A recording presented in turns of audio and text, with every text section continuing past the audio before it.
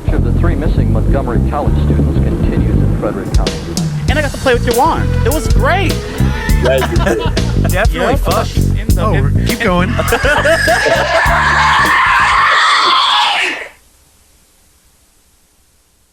How y'all doing today? I'm excited you guys are joining Footage Foreplay. How y'all doing? Have we actually started? Is this? Yeah, we started. We here. We had to restart because he took forever to press record. But you'll learn as the episode goes how Evan be doing. But yeah. But I'm glad to have you guys here. Yeah, welcome. And your movie, it doesn't get better than this. I remember I sat right in front.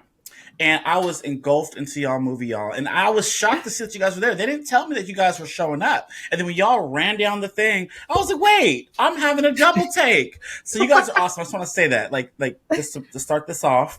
Yeah. Well, thank you. Thanks. Mm-hmm. Yeah. How was y'all holidays? It was fine. Good. Yeah.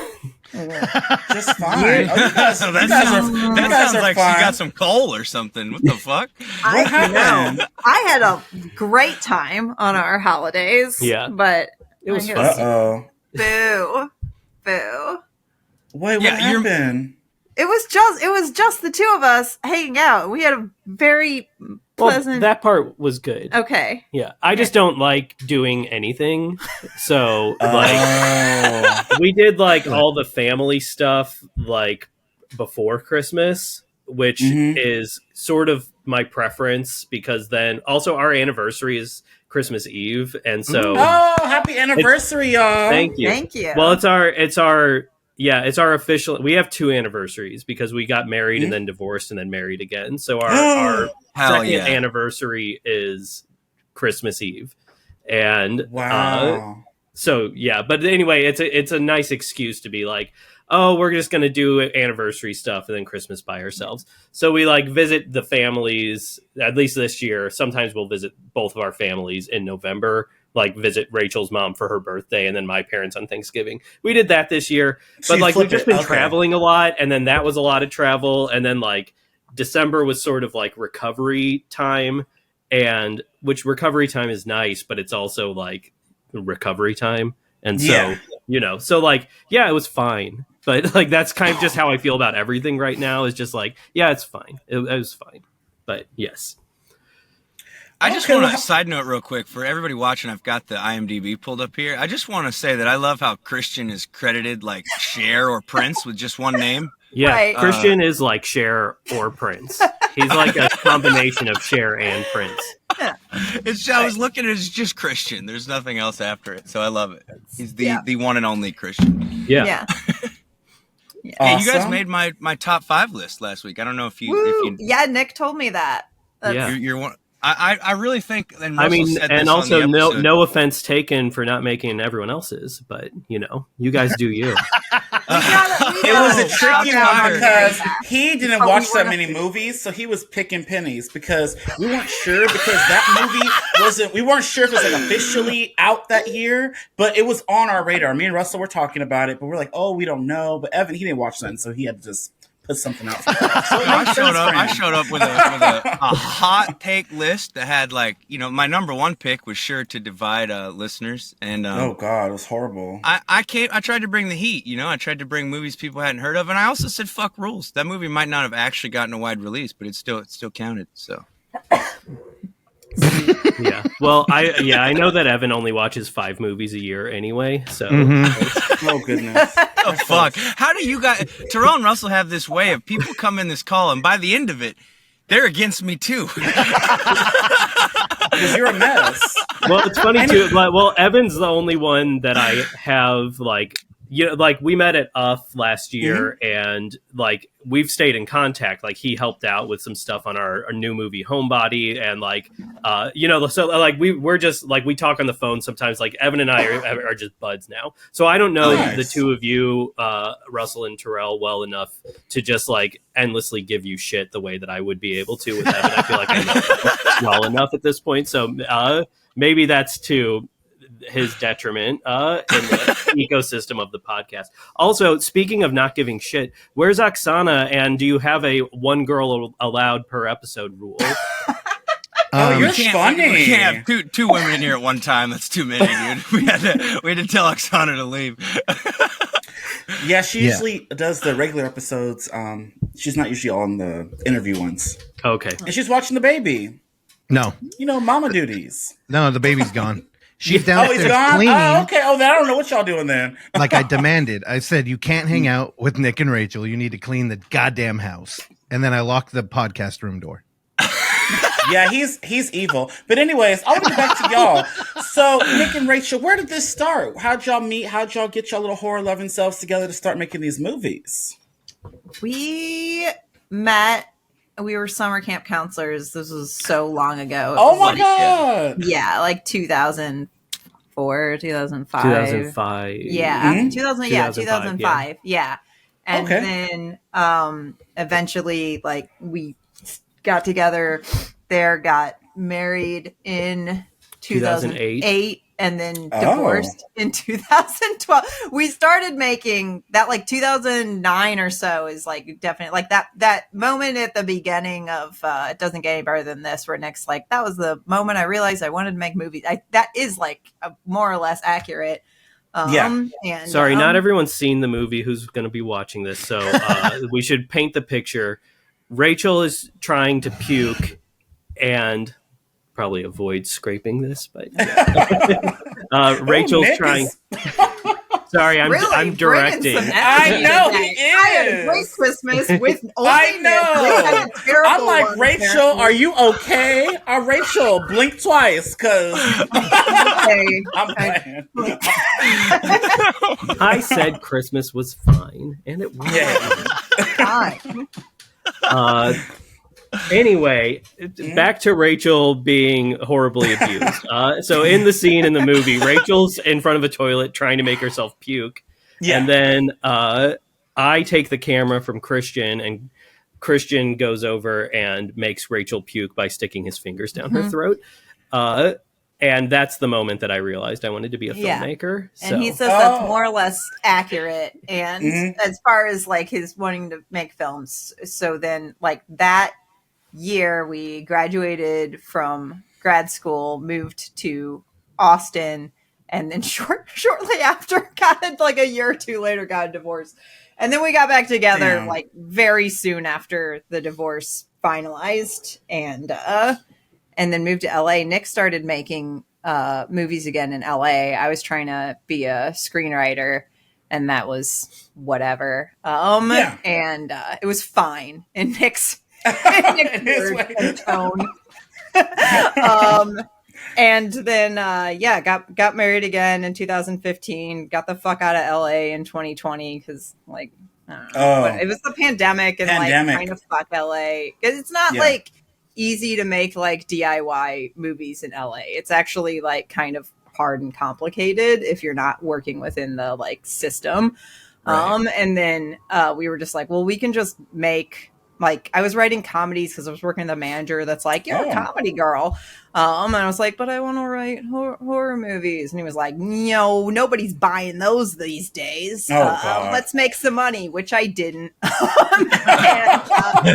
And then still wasn't really making money at it. And we were just like, we can just, I was like, well, fuck my manager. I'm just going to write horror movies. And then they were low budget enough that Nick was like, well, let's just move somewhere really cheap and make our own movie, like really cheap with no rules around what you can do. Yeah. So we moved to rural Missouri and then just started making our own movies and making. What was the draw to the rural Missouri area? Because that I was thinking about that. Of like, I was trying to, just think back on the movie and thinking, I was like, I don't think I've ever asked them are they from that area or did they just end up there? So this is the third time we've lived here. We were here for That's where we went to. Yeah, it's where we met. Yeah, it's where we met in Kirksville, where we live. We lived here, then we moved back here in like 2008, and then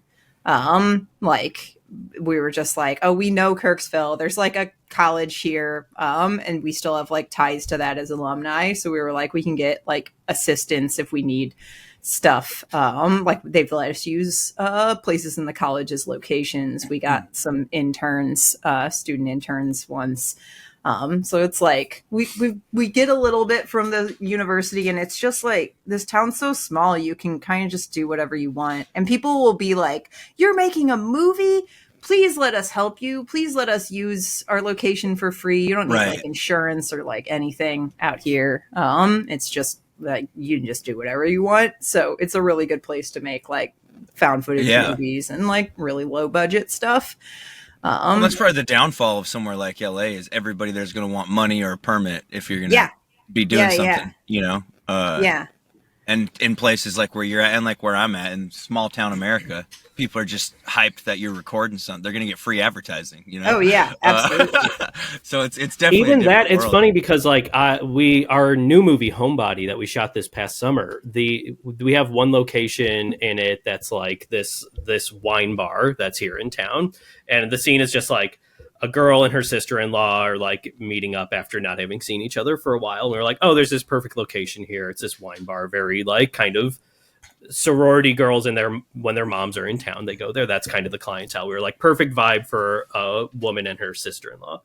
And we asked them if we could use the place. They said, sure. And I was like, and they're like, oh, do you want like us to have some staff there, like to be walking around, like waiting tables? And I was like, oh yeah, sure. If you can get anybody. I was like, and if you want, they can be wearing like their SIP. The place is called SIP. They could be wearing their SIP shirts. Like if you want to get some free like publicity from it. Yeah. And they were like, oh, whatever. Like they actually like didn't even care about that. Care. Like, oh, really? That was it was the last thing on their mind. They did take some like Facebook photos of us. Okay. That was cute. Yeah. It's interesting to see the reception. Was anybody like the opposite? Was anybody like, oh, don't, we don't want you around here making this? We didn't really run into that, but the closest we've had with that, it wasn't location wise. It was casting. So like there's a role in It Doesn't Get Any Better Than This of there's this girl that we follow. She's just listed in the credits as like the girl we follow. But the original idea for that was that we were sort of like, who would be the worst? Like it's a moment in the movie where we, as the protagonist playing ourselves, suddenly it like switches and like the audience is like, oh, are these guys the bad guys? Sorry, spoiler alert for those who haven't seen it. But we're following this girl, and the original idea was sort of like, who's the worst possible person you could start following, like, and you discover who that person is a little bit. And I was like, if we could find someone who like doesn't speak English either at all or certainly not as their native language, that would be like, if you're just randomly following a person to terrorize them, and then it turns out that person is like possibly an undocumented immigrant or something, like it's like, oh man, this is a person that they're terrorizing who has zero context for this. Mm-hmm. That was actually the original conception for that scene. And we do have a large Congolese community in Kirksville. I mean, relatively large. Really? Yeah. They work, there are like meat packing plants here. And like, there was some kind of weird, like mixture of like a pastor and like someone who saw like $1 to be made, like, and like some humanitarian efforts, like managed to combine forces and bring this like influx of Congolese immigrants to or immigrants or refugees, I'm not sure, to Kirksville. But anyway, so there are a relatively large number of Congolese people here. And I was like, oh man, it'd be so good if we got a Congolese woman to play this part. And I reached out to some contacts I have that work with that community, and they were like, oh, that's really interesting. Thanks for thinking of them. They tell us about the movie. And I told them it was a horror movie, and they were just like, stop right there. None of them will do it. And I was like, what do you mean? They were like, oh, wow. And they said that the whole, and I thought, like, I was even like, are you sure you're not generalizing? But they were like, no, trust me, it's not worth asking. But they were just like, no, the Congolese community is incredibly superstitious, and none of them will do a horror movie. They won't want to be involved in any way because they'll think that they'll become demon possessed or something. And I was just like, wow. Well, you know better than me. So instead we got a college girl to do it. That was the next best thing that we could do. We were like, yeah. And it was the college girl that like Nick had worked for a thing for the university with some college students. and she was an actor in that. And he was like, "Can you cry on command?" And she was like, "Yep." So we were like, this one, I was watching it and I was like, let's get this one. Yeah. This is the girl that we can follow. Yeah, Like, she's so good. Literally the previous thing I'd done with her, it was like, can you cry on command? Yes, I can. I was like, okay, action. Like that. She was like, she was for just, real, for Yeah. real. yeah, Okay. yeah. Well, Russ, she's great. Russ, can you turn your camera back on? Yeah, you know what? What happened to you? Oh, there you are. Hi. The moment, Oh shit! Nice. you know, this would have worked like 20 minutes ago, but I was trapped by my own bit. So I'll just go through with it anyway. I decided Oksana could stop cleaning the house, and I let her in the room. Yeah, I broke my shackles to come interrupt and say hi. Nice. Good to see you guys. Good to see you too. Yeah. Thank you for joining us. Of course. Just so y'all know, Evan and Terrell were both messaging me on texting me and through Discord saying, I was turn your so camera on. What do you confused. do? I was like, what are you doing? I was in the settings trying to turn it on as the producer here. Like, why can't I turn it on? And I was like, I'm what's glad they're happening? talking because I was like, what are you doing? I'm always out of the loop, Nick and Rachel. I'm All right. so Well, I don't think confused on anyone the knew. show. Well, Oksana Yeah, didn't I know hate either. it. I just want to apologize to everybody watching right now. My first bit of 2025 is a miss. I'm 0 for Yeah. 1. He's I used promise to to it. do better. All right, now get out of here. All right, back to the show. You guys are awesome. I want to know. I have a little question before y'all get deeper into the movie. But I loved seeing you guys in the movie. All the backgrounds. You see how I post this? I post this. But y'all had all kinds of cool movie posters throughout the whole movie, and you guys are all dolled up. Thank you. Yes, and you guys saw all the outfits with all the horror films, and I just loved it because that's like me. So, what got you guys into horror, and what are some of your favorites? Because that was awesome. I love picking them all out. It was like a game. So- Yeah, I got one. Oh, I love it. Nice. Oh, go. perfect. That's what I'm talking Nice. about. Okay, see? Yeah. Love Yeah, it. always. No, it's actually funny because we both liked horror movies before we got together, but then we got together and it was like, oh, this is the thing. Like, Yep. and it's weird. It's like we combined to be like super, super fans. Favorites? I think it was a mix of like abject poverty, yeah. And followed by mental burgeoning mental illness, Yeah. abject poverty, and then like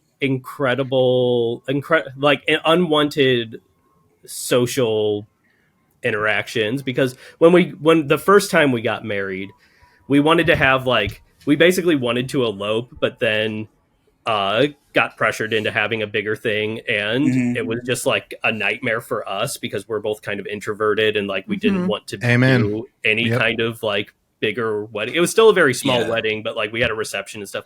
We just didn't want to do any of it. Yeah. And it ended up being like we ended up spending like any of the money we got from family. We've spent like half of it on horror movies. We had like Yeah. 1,000, like hundreds, Love it. if not thousands of So horror movies many. because like that was just sort of how we were processing the antisocial impulses. It was like we can't act antisocial in these social situations, so I think it all just came out through like watching 3 horror movies a day. And then when we were not together, it was like we had like a few, like we were like divorced, and then there were like a few years where we were like kind of dating, not exclusively. That was when like I started like comedy writing, and Nick it was like we weren't as into horror movies, and then we got back together, and then And it started again. Horror. Yeah. really into horror movies again. It's so funny. It's like for whatever reason, the two of us combined like are real into them.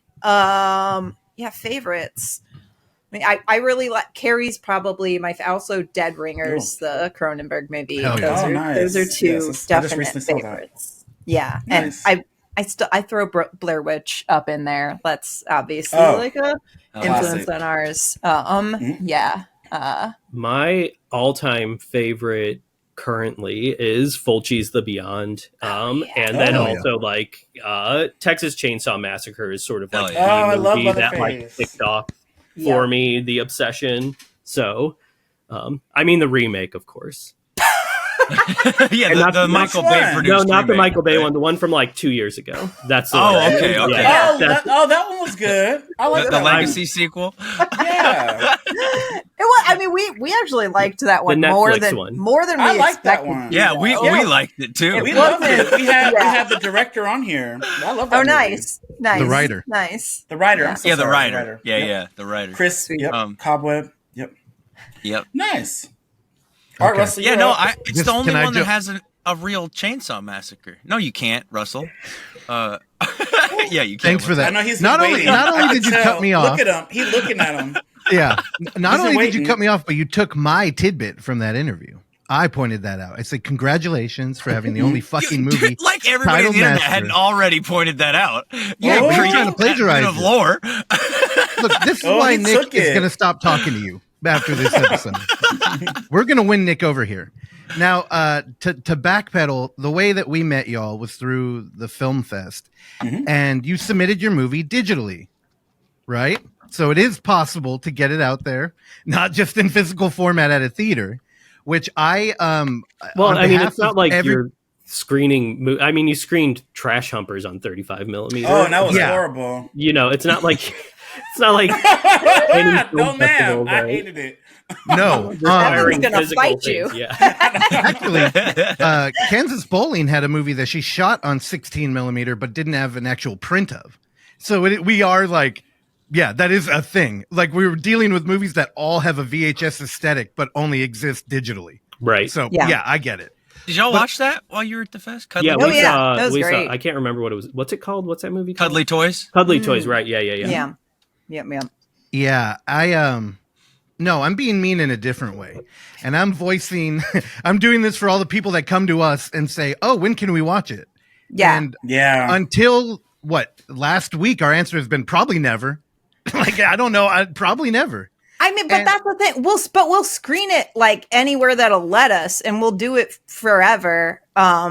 It's like I don't. I mean, you might have to. I would love if everybody wanted to see it. We'll eventually get to, but like, it's a little difficult. Well, also like- let's put the onus back on UF. You know, I told you guys, or we told you guys at the festival, if you ever want to program it again, we're Okay. open to that. So UF 2025, you heard it here first, everyone. That's where you can see it. Yeah, exactly. So you would definitely never ever put this on physical, because I'm a huge physical collector Or of VOD. movies. VOD Yeah. or VOD. That's just out of the box. Like you guys would never do something like that. That was ever. the internal agreement that was made as a condition for making the movie. We would never release it online. Yeah. And Okay. that included also never releasing it on physical, because then it just gets pirated. So yeah. Yeah. I You should see. make like 12 to 15, like just really fucking glitched out and shitty VHS copies, and just leave them around the country on like park benches and shit. Be pretty. that might be how we distribute our next movie. Oh, okay, okay. to be fair, the movie is great in a theater setting, so I do think in the theater would be better anyways. I was just, I like to collect movies and physical media, so I was just Yeah, I mean, we're not doing this the theater only thing with any of our other movies. Like that'll Well, never happen again. I don't know. Okay. Because Oh wait, Homebody is not going to get anything either. It's good. No. We'll put it in like every other movie we do will be on streaming. Like, Gotcha. unless Okay. I do sometimes think maybe we should do the theatrical only thing with everything, but the times that I think that are whenever people are talking shit about us on the internet, which is and- always, which is like literally anytime we get any like like constant if we get into a stream. film festival, then there's like a new Reddit thread, or if What like, do they you know, say? like, Good. they just say like, oh, these guys are, well, actually there was just pretentious ass hats. yeah, we just got called Nothing pretentious happens. hats. Yeah. There was just a bloody disgusting article that came out yesterday, I think, about our Alamo Drafthouse screening coming up, and if you look on the comments on that, it's all just like, these guys are pretentious. I can't wait for this movie to get pirated. Fuck them for doing this. Like that's Oh yeah. if you look Yeah. at our like trailer on YouTube, all the comments Oh, are it's like a cesspool. just like negative comments. But anytime we Yeah. get those, I just think like Maybe like, we fuck should do this with y'all. all I'll of put our them movies. all in the theater. No, y'all gotta. It's different. I think the found footage community, especially on Reddit, they're all about who has the movie and how do I watch it for free.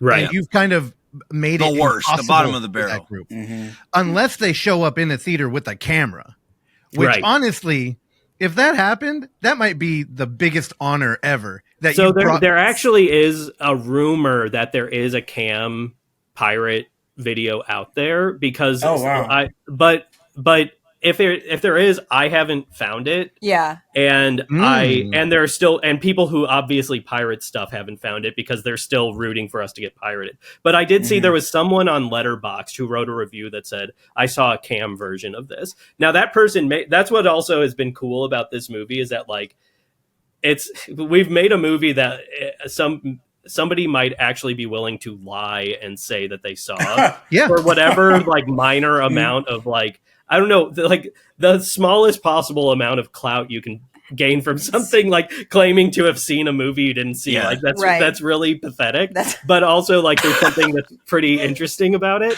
It is well, and it this happened like a day or two after we had our Bulgarian premiere, so it might have like Bulgarian Bulgarian. subtitles on it, Yeah. which is like even better.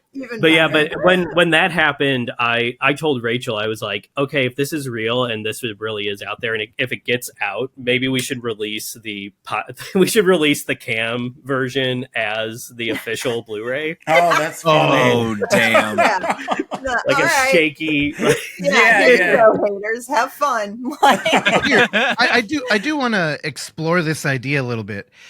You know, when we first started UF, one of my crazy selling points to people, like, why would we ever do this? Because we started at a time where in-world camera just had a ton of stigma. And it was like, you know, if you make a horror movie, all critics can punch down and they can talk shit on your movie and nobody oh, cares. sure. If you make a found footage movie, all horror fans can punch down and talk shit and absolutely nobody cared. Yeah. So I remember one of my early pitches was, dude, you know how they always say this movie's meant to be shown in a theater, not on your phone, like David Lynch always preaches. I was like, well, we'd actually be showing movies where probably the director thought you'd only watch it on your phone in a theater. Fair. So it's kind of Yeah. like the reverse experience. And I argued scarcity. I'm like, it might be the only time you get to watch fear footage in a theater. And most people would probably be like, I don't care. But there's probably like 20 who are like, oh, I'd love to do that. And I'm curious if, you know, we're in a time where playing in a theater is kind of like a privilege, unless you're like in a film fest and you made a cool movie, but even that's kind of like turbulent water. I just think it's like really ballsy to be like, dude, only the theater. So can we like why? Like why was that on the table right off the bat? Well, for starters, like I do want to clarify, like, I mean, we are pretentious asshats, but I love it. wasn't the condition for only Own putting it. this in Own theaters it. was not our movie is so great that no one Well, we hadn't made the movie hadn't yet. even We made didn't know what it was. It was a decision We're made like- prior to making the movie. and when we made it, we were like, oh, this is really good. It's a shame that probably only our friends will ever see it, like, and maybe like a handful of people at DIY art spaces in the Midwest. Cause like we'll play it. We played it on a screen in a guy's driveway once. Like we're not Hell yeah. like, Hell yeah. yeah, we're not like, ooh, it's got to be seen in the most majestic Yeah. of like, Yeah. you know, like we don't mean it should only play in a theater the way David Lynch means it. I don't think. Unless he was like, fuck you. I don't know. But like, we don't mean it that way so much as like, yeah, it was a condition for getting made. And because we made that condition before we even started making it, or like it's just kind of like we designed certain scenes to be made in a theater where it's like, oh, there are some really long scenes that try the audience's like patience quite a bit, but it's like, in our opinion, worth the payoff. And for a lot of people, like it's their favorite scene in the movie.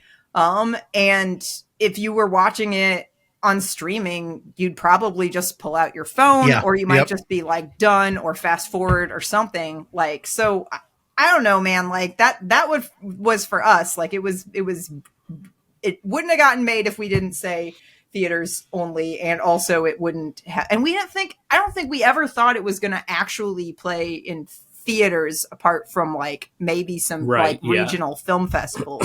Yeah. We never thought like this would get into TIFF. We never thought like we've got. No, we didn't even submit to big festivals. Oh, yeah. Like not that UF isn't. UF is a big festival in How my dare heart. you?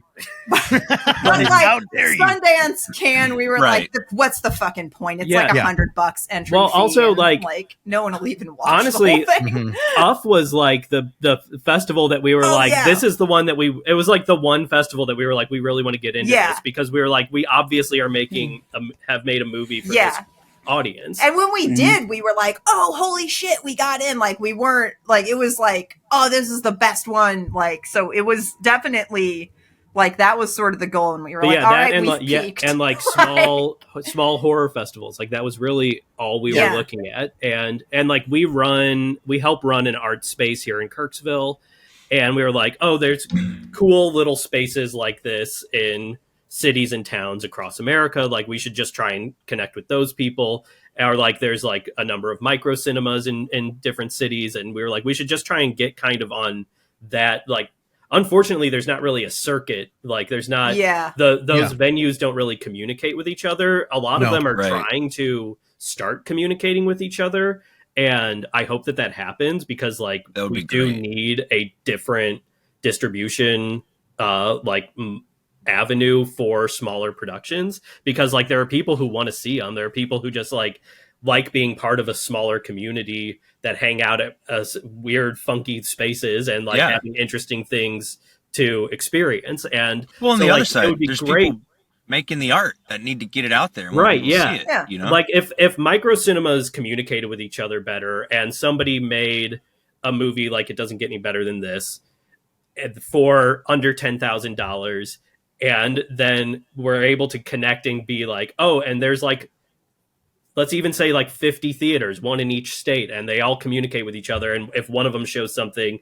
the rest of them are aware of it and they are interested in showing it too. Like that would be a really cool way of getting stuff out there. Like the way that we got lucky, like definitely. Oh, yeah. Well, also we got lucky. That's the other thing we're not really supposed to talk about is that like this stupid thing we did of like saying we're only doing it in theaters. Yeah. It worked. It got us a lot of attention. Like, I know, that's so true. when people talk shit about us when they talk shit about us on the internet, that drives the algorithm, and like we get put on like Google News, and then more people are like, I want to see this. Like, you know, we have a request form for people to submit on our website if they want to have the movie shown in their city.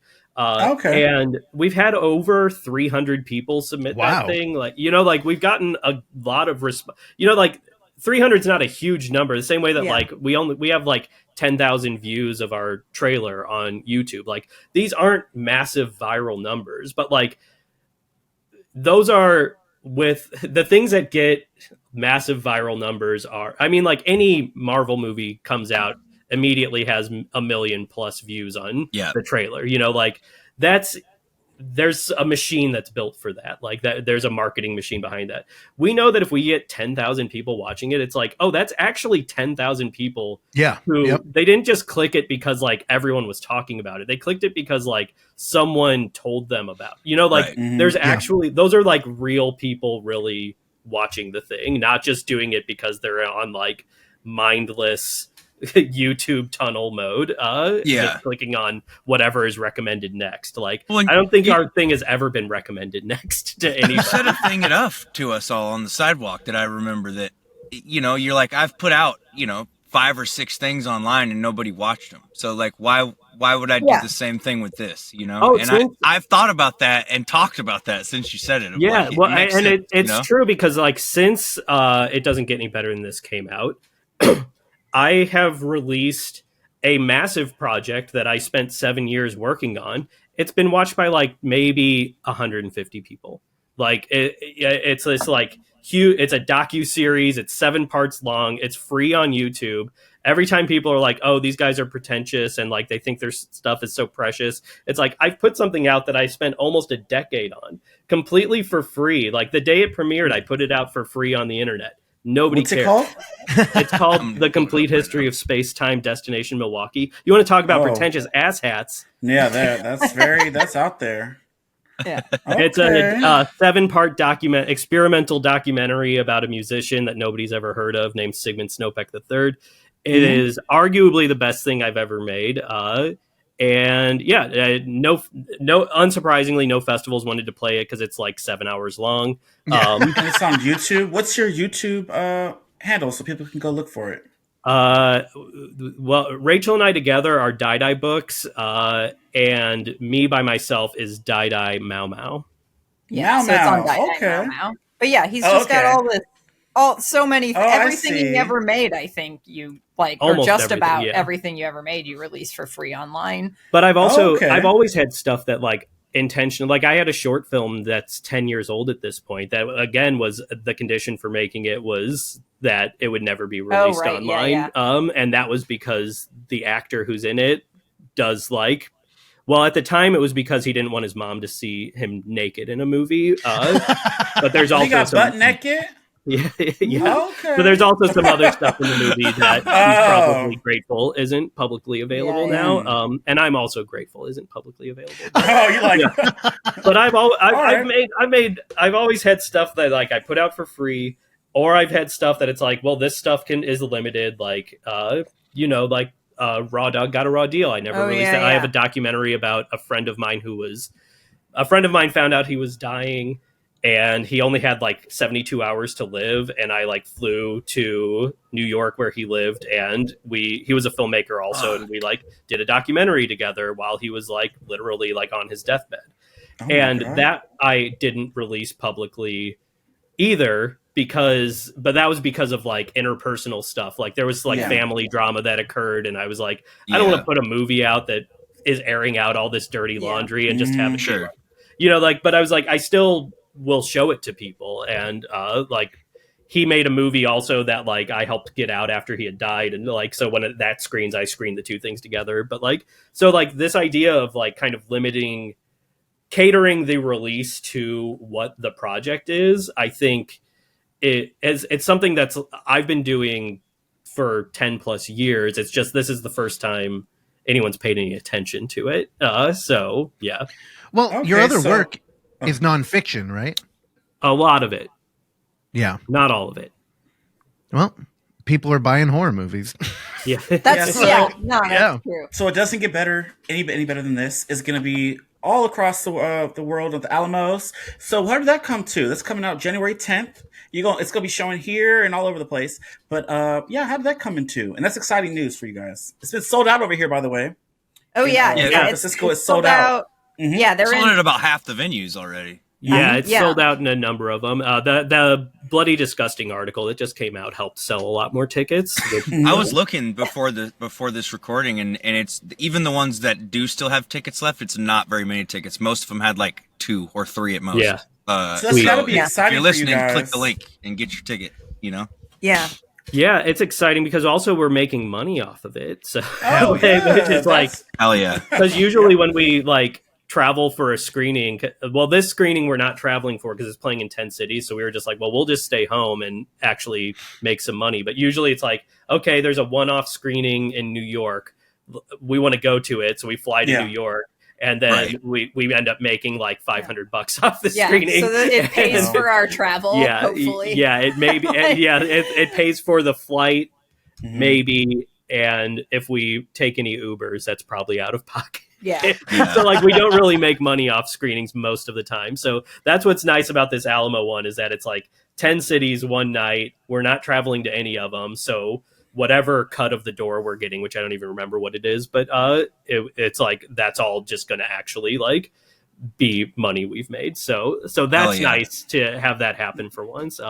The way that the Alamo thing came about was actually, so you guys know my friend Jake because he's a San Francisco fella as well, but he actually, when we first finished the movie, I told him about it and was like, just sort of as a long shot, like I was like, hey, we're doing this thing that it's only going to be released in theaters. Do you think Alamo would have any interest? And he basically politely said, no, probably there's not anything Alamo can do because like, at that point we're just like nobodies who made a movie and who cares. Yeah.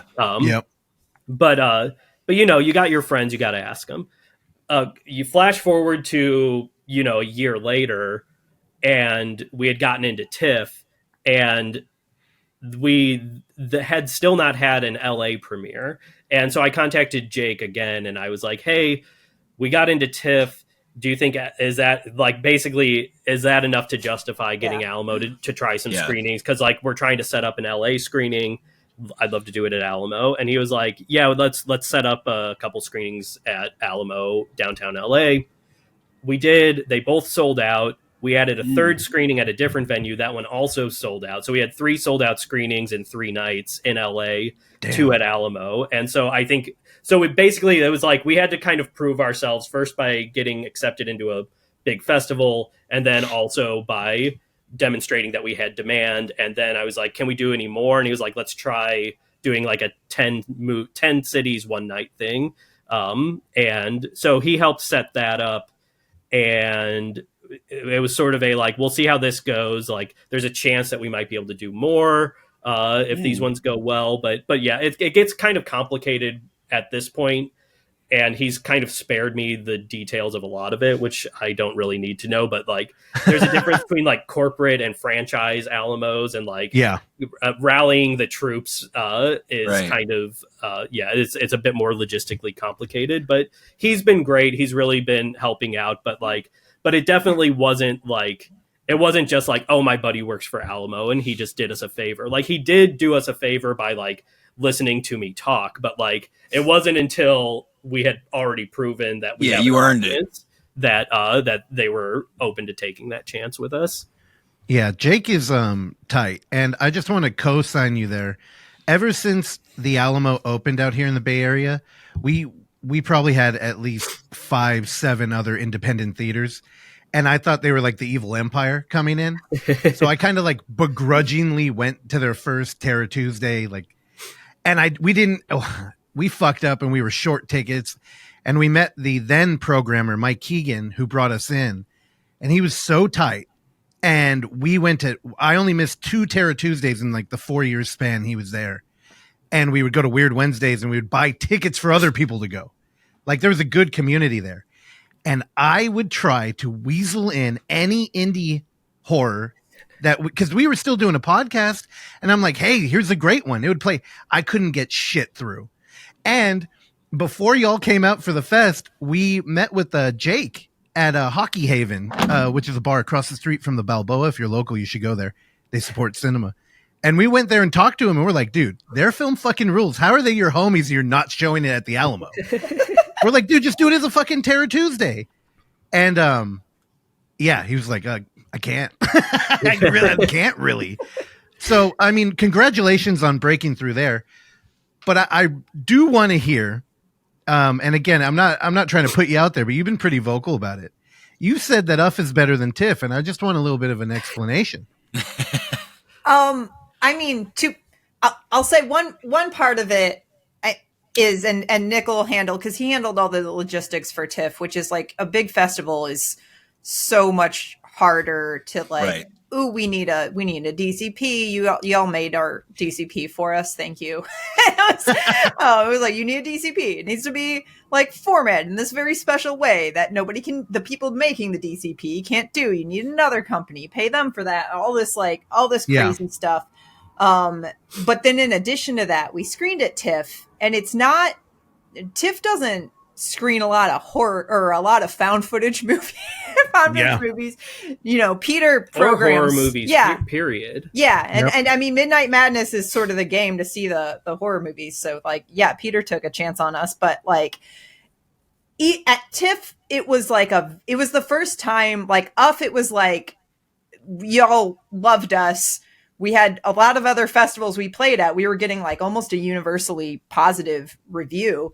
And we go to TIFF and we're just ooh, I can't wait for everyone to love this movie because everyone's loved the movie in the past. And then we're playing in front of people who are kind of TIFF plays big movies, The Substance premiered there. People there's people who don't love horror movies, definitely don't love found footage movies, go to see our movie, I think out of pure curiosity of like, you know, I guess I'm not gonna see it online, and then are like, the fuck is this shit? Like, why is it? Who are these people? You think you're better than me? Like, and also like we'd gotten hate before that for only putting it in theaters, but we had not gotten hate yet, or only the tiniest bit, for like, your movie fucking sucks. Like, we'd expected it to be really divisive when we made it, and then it was just like, oh, we love you. And then it was like 5-star reviews and 1-star reviews, like, coming out of TIFF. It was so divisive, and the people who hated it really not just hated the movie, but hated us and really hated me. Like, the most obnoxious person I've ever seen on screen in my life. Like, the most obnoxious character. Like, I'm playing myself. Like, I can't stand to spend 80 minutes with her. Like, holy crap. Like, also, like, a lot of, I'm not saying it was all sexism, but a lot of those people also referred to me as the director's wife, which is a fun way to refer to the co-director, co-writer. I was going to say, and both your names, like, you're both directors. Like, what? We did everything ourselves. Yeah. Like, I was half the crew, man. Like, half the crew and like the lead cast members. So I don't know. I'm the director's wife, I guess. So yeah, there were some weird things coming out of TIFF. It didn't feel great. Nick had a better time than I did. But yeah, I didn't love being the lightning rod for everyone's hatred. That was not the case at TIFF. So it was just fine. It was just fine. Yeah. Well, Rachel, I got to tell you, first, I think your movie really crushed at UF because you guys come through so authentic in that movie. And for, I think, like a regular audience, if you're just going, and I mean, it's funny that you get a lot of hate in Reddit for being pretentious, yet when you're actually at a pretentious film fest, they like don't fuck with you either. So the thing is, I could imagine not being a found footage fan and seeing your movie and being deeply confused. Like, is this real? Like, what are we doing? Like, with us, that's constantly the dragon we're chasing. We're looking for movies that are like, if somebody leaves that theater and hates a movie, but they don't know if it was real or not, I think that's a win. Yeah. And thankfully at our fest, people they kind of agree. So you guys crushed, and I think it was just being authentic. I also think a lot of those kind of reviews are just a product of the climate we're in. And I mean, like, trying to have your own real estate in like digital social media land, and hot takes are a way to do that. Oh, so ignore that shit. Oh, no, for sure. Yeah. Their hatred makes me strong and I feed on it, but also it hurts my feelings. So. I love that. I just don't read it anymore. You're human, but fuck them people. If they ain't paying your bills, pay them no mind, period. But anyways, I want to hear about, you guys mentioned earlier about a movie you guys worked over on the summer. Could y'all give us some little teasers or sneak peeks on that? Yeah. It's called Homebody. It's really sad. Yeah, it's like the opposite. Like depressing, sad, or yeah. Well, I don't know. As if it wasn't wildly apparent from like It Doesn't Get Any Better Than This, like, which is the manic side of it. Like, I have bipolar disorder, so like that was a very manic movie, and Homebody is a very depressed movie. So it's a little bit opposite tonally from It Doesn't Get Any Better Than This. It's very sad. Well, and in the way that It Doesn't Get Any Better Than This is sort of like, what happens if you take like the positive emotions associated with friendship and you push them as far as possible so that they turn monstrous and negative. That's kind of what Homebody does, but it's with romantic love instead. And it's like, what if love becomes the monster? And I do want to say that it is a movie that's about somebody who's dealing with grief, but it is not a movie, because there have been a lot of movies lately, and I had a moment where I was like, oh man, is Homebody falling into this trend of like the monster is a metaphor for grief. But we realized, we were like, no, actually, our movie is not about grief being the monster. It's about love being the monster. Yeah. we take positive emotions and turn them into monsters. Like, Anyone could take negative emotions and turn them into monsters. yeah, so it's like, what happens when you're in a deeply codependent relationship? That person you're codependent with dies, and then you're like, oh, I got a way to get him back, but it's really fucked up what I have to do to get him back as a ghost, basically, and then keep him there. Yeah. So that's that's the vibe. It was shot on mini DV. It's in black and white. It has all practical effects, pretty much. Rachel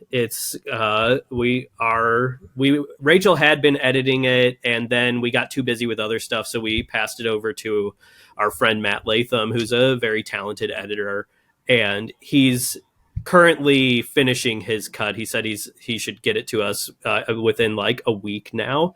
Nice. So we still have we've only seen the bit that Rachel had edited, and we're waiting for Matt to deliver his cut. So we're kind of like, what's the movie like? Okay. Now? That's exciting.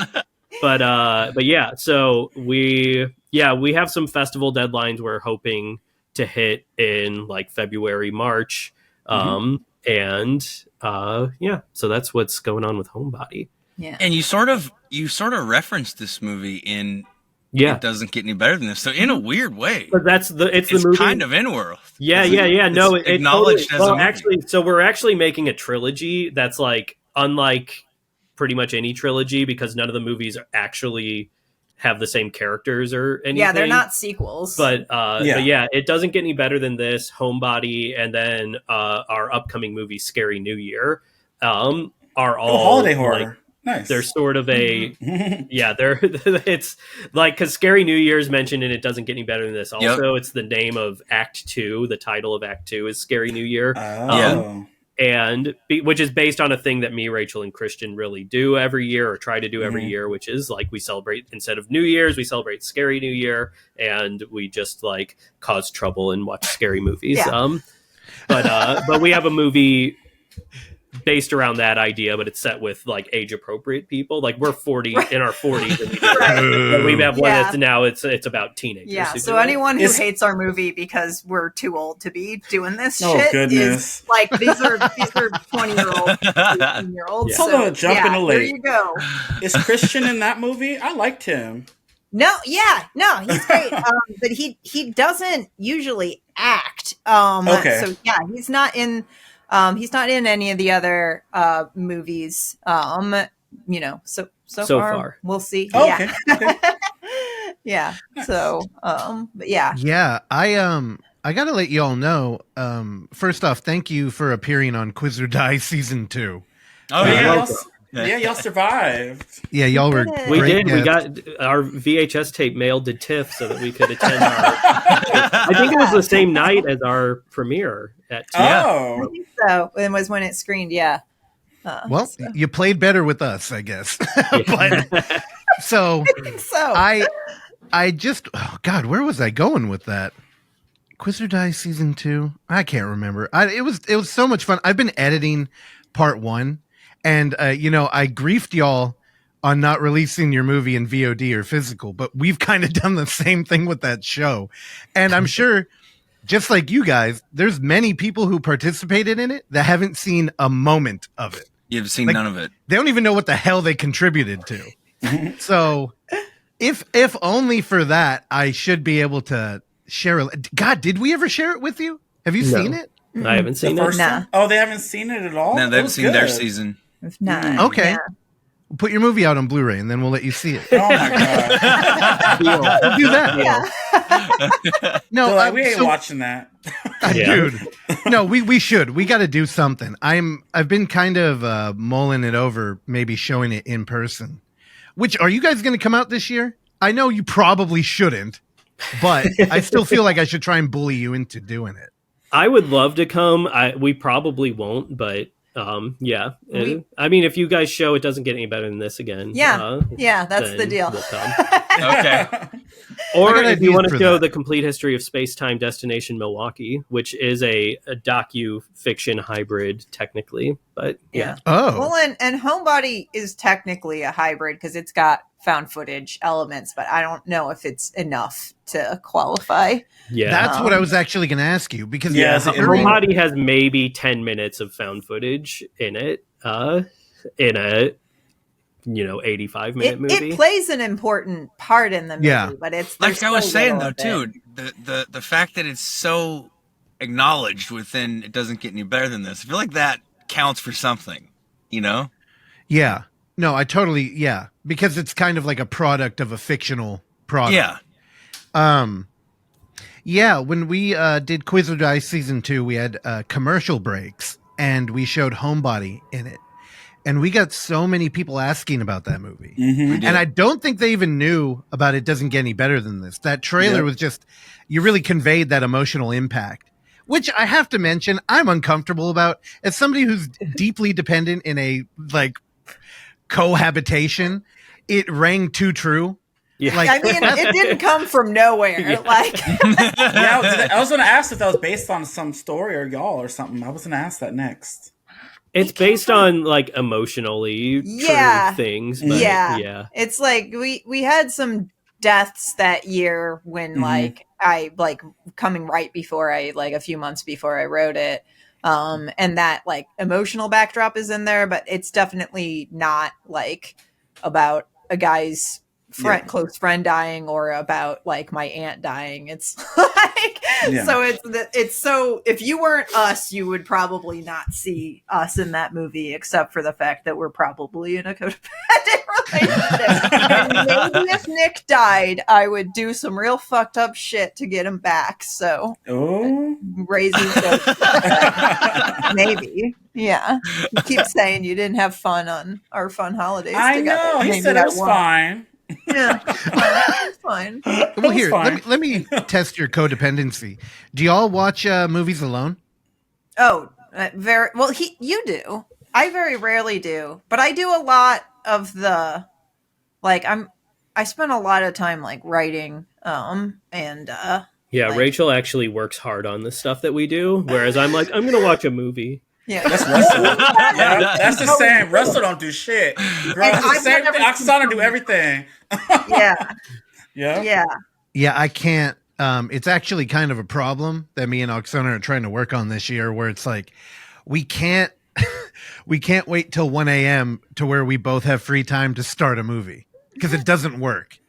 And trying to get a babysitter is it becoming increasingly more impossible.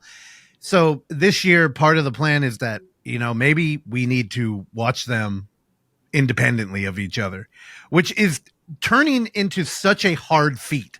And I don't know why, but I'm worried that your film's going to explore some of that. And I'm like, I don't know if I'm fucking ready to like see this shit on screen. Do you think it's going to get released this year?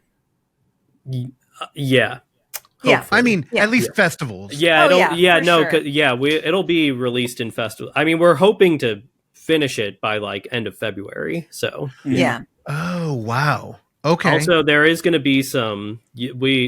Apart from Evan having helped us out with some stuff on it, that we also another Evan Churchill is helping us with some like glitch effect stuff in it because we've talked with him about it, but we haven't actually started working on it yet. But there's like a thing that we want to do where when the movie is from the ghost's POV, I want it to be like glitchy.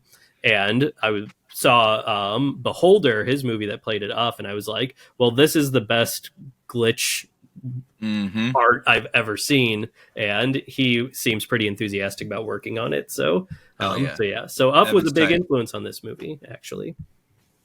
All right. When you wrap it up, send it to us. Yeah, for sure. Yeah, I want to see We it. normally I don't hella take. wanna see it. Yeah, we don't may take film send it from to you pretentious before filmmakers. But we may send it to you before it's done, like when we're at like feedback point. If you want to see like an earlier cut. I'd love to. Oh, that's perfect. Yeah, I would love to. Damn, we're already at a fucking hour. Whoa. Yeah, that was quick. So before we leave, I just want to ask one question. when you were at UF, we were on the street talking, which is a normal thing at this fest, apparently. And you mentioned a documentary that was kind of like a targeted SNL attack. Was that a fever dream? Because I haven't heard you talk about it since then. It's not a targeted SNL attack. That's that, but I know what you're talking about. It's no, that's a real thing. It's become incredibly complicated, but yeah, that's a real thing. I've been working for a long time, off and on a documentary about a comic performer, writer, director, actor guy named Ken Shapiro, who I would argue that if Ken Shapiro hadn't existed, then SNL wouldn't have existed, or if it did exist, it would have been very different, and probably wouldn't have been the success that it was. But me and a friend had been researching his life for a while. With my friend had wanted to make a documentary about him. And because like he also sort of like disappeared, like he made one movie in Hollywood. He had done an indie movie that was very successful in the 70s. Then he did one Hollywood movie in the early 80s that was like moderately successful, but critically not well received. And Perfect. Then he just fell off the face of the earth. And nobody had ever heard anything from him post 1981. And we started researching this guy, trying to figure out what happened to him in like 2013, maybe. He died in 2017, I want to say. And we had never successfully gotten in touch with him. Although he had read our email, his widow told us. And she said that he would have liked that we were indie and like they were interested in like doing something with us. Turns out he has a lot of skeletons in his closet that I won't go into. And when those started coming up, like it made the project get very complicated with like family and like being like, oh, well, if you're going to get into this, then you can't use any of this stuff that we have the rights to and blah, blah, blah. Like it just became very, very complicated. And I'm still... My friend, it became so complicated, in fact, that my friend who was supposed to be directing the movie dropped out of the project because he didn't want to be involved with it anymore. Because he didn't want to be dealing with the reality of this guy's skeletons. And so I, on the other hand, was like, ooh, I'm getting more interested in this now because, I'm a sick person. And so I'm still kind of just like quietly in the background, independently doing research and stuff. And I do hope to make something with it. I don't know if it'll be something I can ever release because I won't have the rights to anything because if I want to tell... Also, like the story it's so complicated because it's like there's stuff that some people believe is true that nobody else believes is true. Mm-hmm. And like, it gets very, very dark. Like that's all I'll say. But like, imagine whatever dark thing you can think of that a person might have done, and we can talk about this offline. You tell me what you're thinking, and probably the answer is yes. I've heard accusations about it. And like you could go as dark as you want to go. I've probably heard somebody at least allude you got to all the tea. Yeah. Okay. But I've done a ton of research for it. I went to Chevy Chase's house and interviewed him. I went to Gus Van Zant's house and interviewed him. Like, so tight. I didn't interview Lorne Michaels, but I came close. I had to go through like the NBC bureaucracy to get to him, and I got to like their head of PR, but then they like declined the interview. So I didn't get to interview Lorne Michaels yet, but I'll still try probably. But like everybody's connected to this guy, and it's really interesting. But all right. But complicated. I want to make say one more thing if I can. We are probably shooting another found footage movie this year, like early this year. Oh, you are? Oh, that's exciting. Yeah, it's gonna like Nick's it's gonna like a full film, short film. What's this gonna be? It'll be a feature. Okay. Despite the person who came up with the initial idea thinking that it could only sustain 20 minutes, but I was like, no, we're making a feature. Well, okay. Found I'm footage aiming for feature. it'll be a short feature, which is Yeah. another thing I love about found footage is that I love that found footage. It's like I feel like most found footage fans, if you see that like the runtime is over 90 minutes, you're like, what? Why? Yeah, that's Like, me. Period. It's like, yeah, but I was like, look, if we can get this to 65 minutes, I think that found footage fans will be like, great, 65 minutes and it's a found footage. I love it. Yeah, absolutely. Yes.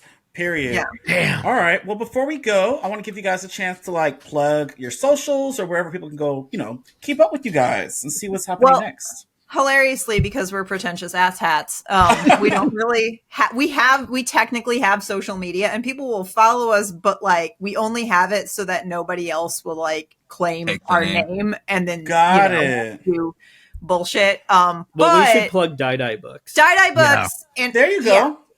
I'll say we have a website, diedibooks.com, where you can also find stuff about our movies on the Die video link on there. We make, we edit, we publish and edit a collection of books. Each one's on a different horror movie. They're all like book length works of film criticism. They're really awesome. So you can find us there. And then, you can also find all our upcoming screenings on the Die video. And like, honestly, if anyone's watching this and you have a venue and you're in touch with someone with a venue, like a micro cinema or a DIY space, we're not picky. Like we'll show our movie, like just email us contact@diedibooks.com. I think this thing needs to be projected on the side of a building or a house somewhere so that people have to stand on the sidewalk to watch it. I think that's really the penultimate way to yeah, exactly. Yeah, project it onto the duplex so people have to stand out front and watch it. Yeah. Well, this is great, y'all. I had fun with y'all. This was hella fun, and I'm excited to see Homebody. But Well, one more thing I want to say is that, having thought about it, I actually had the best Christmas and New Year's of my entire life.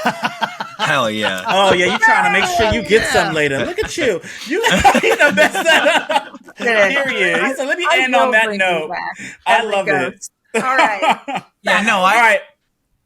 I appreciate y'all coming, and I just want to say that like there's people you meet who like drain your battery and people who charge your battery, and I feel like Rachel and Nick, you guys definitely charge my battery, so I'm always excited to talk to you, and this was no exception. This was super fun. That was creepy. Thanks, y'all. But thanks y'all for joining Footage Foreplay. We'll see y'all next time. Bye. Bye, y'all. Love you guys. Thanks for listening to Footage Foreplay. If you enjoy the show, please consider leaving a review, sharing it with a friend, or simply hitting like. These small gestures are a great free way to support this mayhem, and if you find some footage we should be fondling, email us at footageforeplay@gmail.com. Check back every Tuesday and Thursday for new episodes, and remember, don't skip the foreplay.